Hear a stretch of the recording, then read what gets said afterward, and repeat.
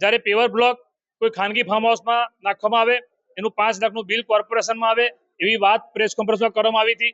ત્યારે આ તપાસનો વિષય છે કે વડોદરા શહેરમાં અલગ અલગ વિસ્તારમાં જે પેવર બ્લોકનું કામ ચાલે છે, એમાં જે જૂના પેવર બ્લોક કાઢીને નવા નાખવાના હજુ તો 6 મહિના પણ ના થયા હોય તો એનો રીયુઝ થાય છે કે કેમ?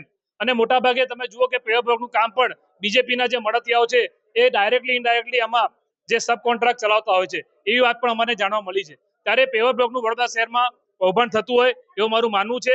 અને જે આક્ષેપો થયા પ્રેસ કોન્ફરન્સમાં, ડેપ્યુટી મેયરના હોદ્દાનો વ્યક્તિ જ્યારે એની પર આક્ષેપ થયા હોય કે ભાઈ એક ઝેરોક્સનું દુકાન ચલાવતા હતા અને રાતોરાત એવું તો શું અલાદીનનો ચિરાગ હાથમાં આવી ગયો કે જમીનોમાં, હોટલોમાં ઇન્વેસ્ટમેન્ટ અને કરોડપતિ થઈ ગયા છે. મારો પ્રશ્ન છે, તમે જુઓ 30 વર્ષથી ભાજપ સત્તામાં છે, તો અહીંના કેટલા પૂર્વ મેયરો પર પણ આક્ષેપ થયા છે, એમના બીજેપીના કેટલા નેતાઓ પર પણ આક્ષેપ થયા છે કે પહેલા કશું નહોતું. એ કોંગ્રેસ પાર્ટી દ્વારા અને એમના નેતા દ્વારા જે આવેદનપત્ર આપવામાં આવ્યું છે એને ધ્યાને લેતા એમને સાંભળવામાં પણ આવ્યું છે.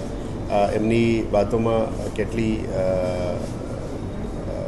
સાચા અર્થમાં કેટલું રજૂઆતો થઈ છે, ફરિયાદો થઈ છે, એ બાબતમાં અમે અભ્યાસ કરીશું અને અભ્યાસ કર્યા પછી પ્રોપર ઇન્ક્વાયરી કરીને એની પ્રોપર જવાબ આપવામાં આવશે. હાલ એ જીએડી ઇન્ક્વાયરીમાં ડેપ્યુટી મ્યુનિસિપલ કમિશનર આપીશું. એના પછી જરૂરત પડે તે ગંભીરતાને ધ્યાને લઈને આગળનું કાર્યવાહી કરવામાં આવશે.